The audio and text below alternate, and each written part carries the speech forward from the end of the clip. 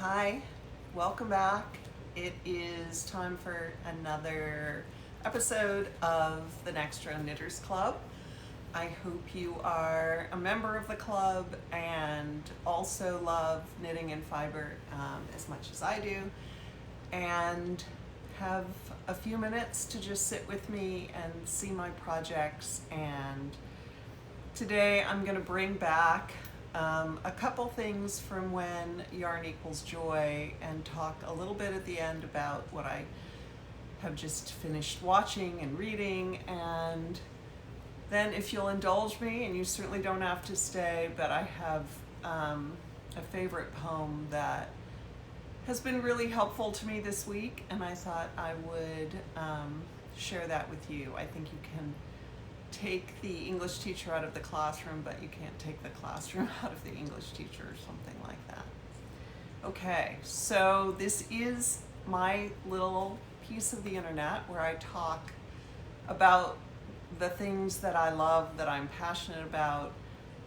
What might make me a little different from some other podcasts is that I do focus a lot on gift knitting. It gives me an enormous amount of joy to make things either in anticipation of the person who will someday enjoy it, or in the process. I know who it's going for, and I'm thinking about that person, and it's just a very special sort of intimate connection when you make something with your hands for another human being. At least I think so. Okay, so we're just going to jump in. My first FO is pretty bright, so you might want to put on your sunglasses or tone down the color on your screen or something. It is my version of Telly Bean Knits Showered in Rainbows, and this is a pattern for infants through, let's see what the biggest size is, through 2 toddlers. So it does go up from 0 to 3 months to 2T. I made the 6 to 12 month size, but mine might be a little bit smaller because I'm a loose knitter and I like a sort of tighter fabric for garments. I made the 6 to 12 month size using the 3, not size 4 needles.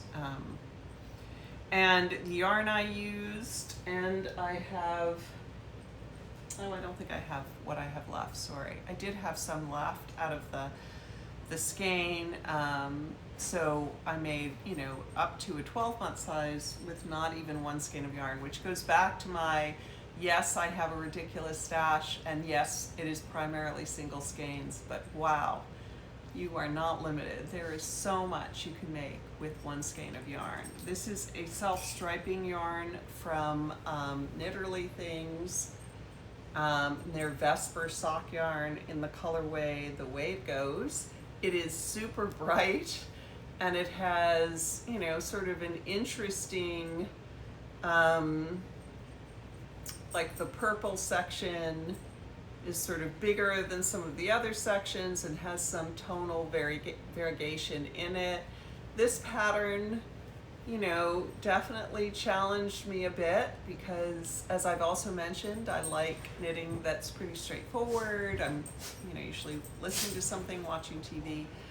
This you do in sections, and at first it was incredibly daunting, and I thought I completely screwed up a couple times once I got, the front mixed up with the side, or the left front mixed up with the right front, but I was making 2 panels, so all I had to do was just switch it when I did the other panel and follow the other directions. It was not a big mistake. And then, my picking up stitches got much better. Initially, I didn't really love the way I was doing it, but then I thought it was fine. You do these really nice 3 needle bind offs, and I love the way those came out, and I actually enjoyed doing those. I had this stash of buttons in little colors, and I just picked 3 that went really well. It looks like, citrus fruit. And I thought those went really well with the button band. I love that it has just 3 buttons and then it's open. I think that's a really easy style for little kids. There's my Rachel's Wool and Love. I don't know if you can read that. That's my little one of my many tags. So anyway, this would not be everyone's cup of tea. If someone has, more classic taste and wants, sort of a single color or something more muted. But I have no doubt that I will find the right baby to gift this to at some point, maybe even another grandbaby of my own at some point, God willing, as my grandmother used to say. So I will hold on to this. But a lot of kudos to Stephanie Lotvin, the designer behind Telly Bean Knits.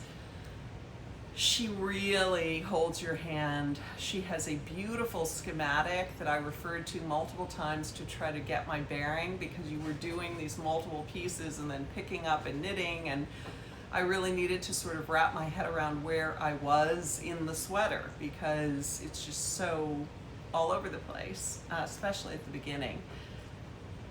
I found the instructions incredibly clear, beautifully well written, and really helpful in terms of just feeling confident with a project that is a little bit funkier. But I love the way it came out. Again, it is bright. I recognize not everybody, might be into that, wild rainbow ride, but I think it's really cute. Okay, so that is finished object number 1, and actually the only true finished object. The other is a hoe or half object. It's also a project I had not put on the needles when I last podcast. So I think I started it on April 6th and I podcast last on April 5th. Something is definitely going on with me with this move. If you're new here, I'm in the process of selling a house in Texas, moving to upstate New York. I have done a lot of soul searching about stuff, what I've accumulated, what I need, what I want in my life, how I got so much of certain yarns. And I do have a closet where I put the yarn that I could bear to part with. So there's an insane amount of yarn that I'm taking. That's just gonna come with me. But then there was yarn that I thought, I can part with this. This can find a new home. And I'm talking really only about sort of indie yarn and the more expensive yarns. The other yarns, I didn't have a ton, but what I had, a lot of that went to my friend's mother-in-law, Goodwill, other places. So for some reason, I keep finding myself in that closet, poking around and thinking, is there something I can make out of this while I'm waiting for this house to sell? This was actually, this bright skein was actually in there, and I thought, I can live without this. I don't need this. But now that I see this amazing thing that I made with it, I'm like, I should keep all the yarn. I know that's ridiculous. I know we can't. I can't. But when you can turn, a skein of string into something that can be used and worn so sweet, so practical, so whimsical, so fun, you gotta do it. You gotta do it. Okay, so these socks, I saw someone podcasting and they had made the library socks, and I think there are lots of patterns that are very simple, similar to this and simple. I think this is a free pattern actually, but it's beautifully written out. It is written out for DPNs, which I really never use for socks. So I did it on Magic Loop, and obviously it was super easy to convert. But it is a very simple pattern. That's why I think they don't charge for it. And I decided that I was just going to do my sock that I've been loving from Denise DeSantos's Earth Tones Girls book, No Fear Sock Knitting, the Socksploration socks. That will all be linked below, as will everything that I can link. Um, and so I decided, well, I'll just modify it and I'll use the heel that I like. You know, it was really interesting. For years, I kind of avoided socks because I decided I really didn't love the heel turn, the gusset decreases, having to pick up stitches. It just felt laborious to me. But everybody always talked about this fits the best, this looks the best. And then Denise DeSantos showed up in my life and kind of woke me up. And I looked at her, shadow wrap heel. And I know other people, do a similar heel. And something just clicked. And my daughter loved the socks I made with her. That was sort of the first gateway into not using the heel flap and gusset. This is the first pair for me, and I tried them on and they fit great. I really like them. This is a Felici Knit Picks Felici socks. They are so reasonably priced and the colors are so fun. This is fruit salad. We have a fruit theme going today. And I really, really love the way these came out. They're ridiculously squishy. I just have one finished and yeah, I mean, I basically just inserted the pattern. I didn't do it on the foot, so it's just the plain foot, which I really like. It's fun. Highly recommend. So that is my hoe. And then we'll just go into whips. I have one whip that I'm going to show, so not a ton today, even though I have many whips, but I was kind of obsessed with getting the Showered with Rainbows sweater done. And I was really, as you can see, I moved really quickly with that library sock because it was just fun. It was fun to keep going. The pattern was easy. The stripes were fun. I love the colors. I have really realized how much color affects my knitting. I think it's called Woodland Whisper shawl that I've shown, that I'm using two really muted shades of Pearl Soho's Linen Quill. For a variety of reasons, it's just a slog for me. I don't reach for it.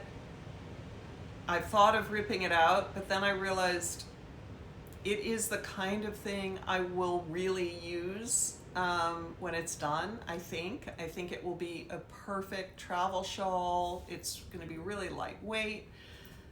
It'll be interesting to use or good to use for multiple seasons. But I think the colors, it's just, that is not exciting. I talked last time about the fact that it kind of curves in and some of you suggested blocking it. Which I could do, but it's just going to keep happening as the shawl grows. And I think the other thing, you're doing 4 rows and then switching colors, and each time you get to the end of, the second row, you're twisting the yarns together, which, okay, not a big deal. But for some reason, that project feels less enticing to me than certainly some of these others. Okay, so I've shown these before. These are also Socksploration socks, but they're just in really nice colors that just scream fall to me, and they're kind of my incentive for knowing that I really want to be on the East Coast in autumn, and I want to go to Rhinebeck again. Last year was my first time in Rhinebeck at the New York Sheep and Wool Festival. I want to be there again this year. So these socks just kind of remind me of that. And the colors are great. There's Machete Shop, a gorgeous dyer. I haven't heard people talk about Machete Shop in a while. I wonder if they are still dyeing. I have to look. But this is such a perfect fall color. It's even called Pumpkin Spice Latte. So perfect. And then if you can see, it has, this lighter sort of creamy yellowy shade, and then it has a little bit of this dark, which to me looks like it is a perfect match for this Barnyard Knits color Japanese Maple, which is this absolutely gorgeous, that's really coming across pretty true to color, gorgeous, purpley, but deep, deep dark. I love it. I love it. Okay. So that has gotten a little bit of attention, although I was really obsessed with the library socks, with the Felici. So I was doing probably more of that. And then one of the joys of selling one's house, as most of you know, I'm sure, is that you have to leave your house when there are showings or open houses. And I have a big dog, and there are not a lot of places that I can easily go with the dog for 2 hours. So one of my friends who lives very close to me said, why don't you come over? You know, we can even leave Sally the dog here and go get lunch. And we just had this really nice afternoon. So instead of feeling homeless and stressed, you know, I had a great afternoon. And I was thinking, I really want, this is a friend that, you know, has been in my life probably for the last 3 or 4 years, quite a bit younger than me. And we just, you know, the more time I've spent with her and her husband, the more I realize these are people I really value having in my life. So anyway, how do I, as a knitter, show love? I knit things. But I also realized that she has a very different style, aesthetic than I do, and I wanted to make sure that if I was going to go to the effort of knitting something, that it was actually going to be something she wanted. So when we were at lunch, I said, look, I want to knit something for you, and here are the 3 categories that I think, you know, I can guarantee I can get done with, you know, everything else going on, and I want you to just be honest and tell me which, you know, you would want. So I said I could do socks, I could do a hat, or I could do you know, these, and I was telling her these little neck scarves have become really popular. And she said, oh, I would love the scarf. And I said, great. So now let's look at patterns. So we looked at the Sophie scarf. We looked at the ghost flower shawl, which I had just made. And if you've seen the other podcast episodes, you've seen it. The Helen Stewart, what was that called? That I made 2 of. The Wishing Star shawl. The Wishing Star shawl and the Ghost Flower shawl, to me, read, you know, very sort of feminine. They're lacy. They just have a very feminine vibe. The Sophie shawl has a much more tailored vibe. And then I had just come across another picture, another shawl. I think I was, you know, searching on Ravelry for one skein shawls or something like that. And this came up and I'd never seen it before. It's called Along the Shoreline by Greta Merson. And the pictures are kind of small, but hopefully you can see it has this simple lace pattern, but it's just holes. So it has overall, I think, a very modern vibe, a modern sort of classic, more geometric vibe, more tailored, basically. And she immediately loved that. Okay. So then I got home and I pulled, yes, from the closet of yarn that I'm not supposed to be taking. I pulled 5 skeins in kind of the color range that she had given me, which was like jewel tone, blues.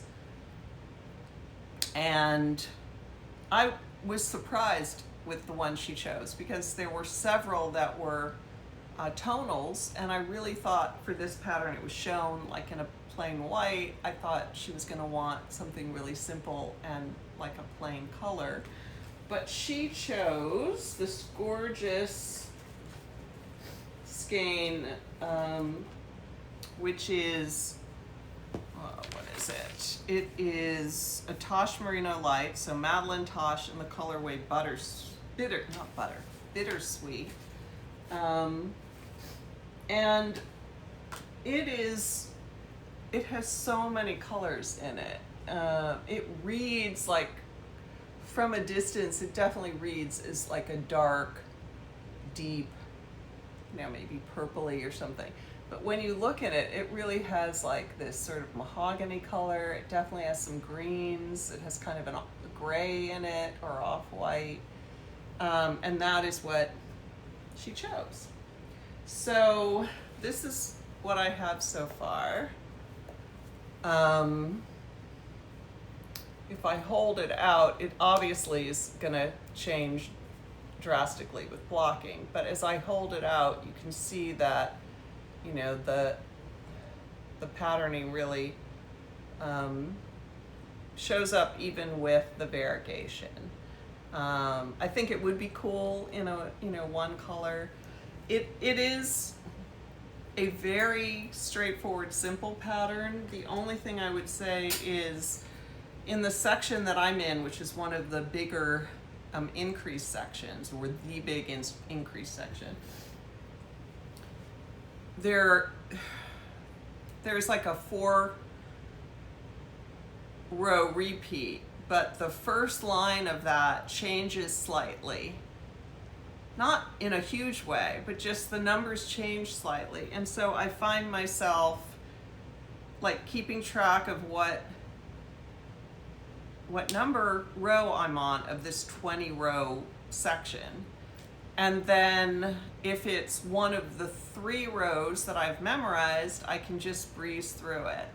If it's that other first of 4 rows that changes slightly, I need to look at it and just make sure that I've got my bearings, that I know like when to stop and all of that. So not as potato chippy as something where you're just doing stockinette, and obviously you can't get off because then those little lines of dots won't line up. So you do have to do it right.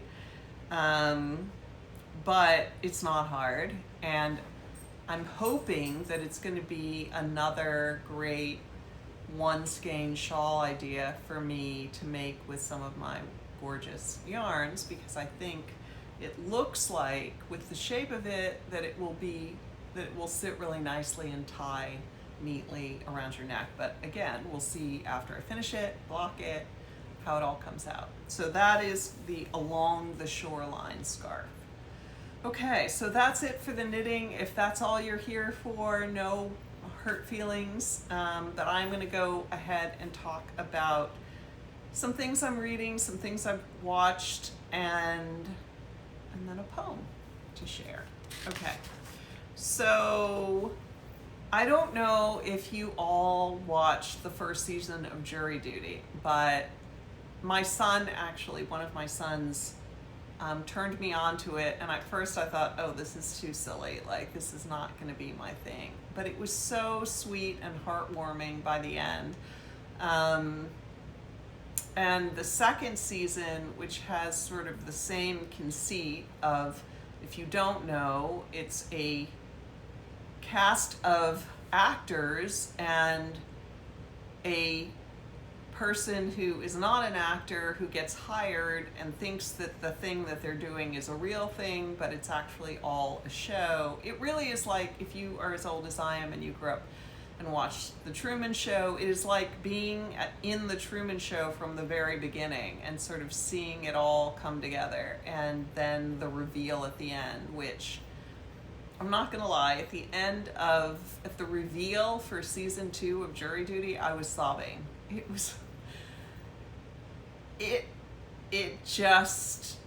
It was incredible that this human being they found on the internet through searching 10,000 applicants or whatever turned out to be this very young guy, like 25, who was so mature, had such love in his heart for humanity and such a strong character. Anyway, it was lovely. So highly, highly recommend. And then I've been listening on Audible. I usually have, and I don't think I've talked about this recently, I have an Audible going for when I walk in the mornings, and then I have a book that I read, during the day or at night.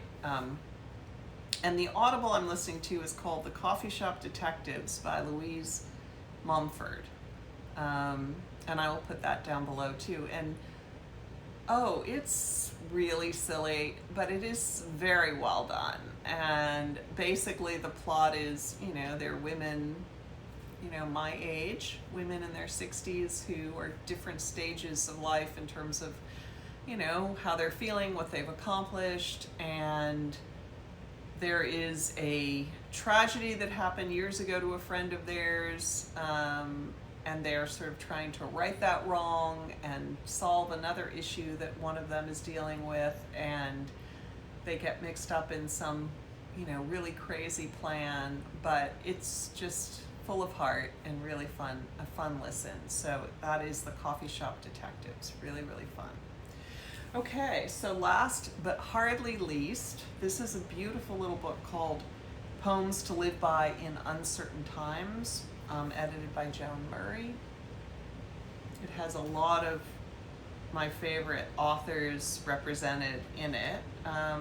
As with any collection of anything, not all of them resonate with me. Some do, some don't. Some do one day and don't another. I am trying to be good about sort of reaching for a poem when I need a poem.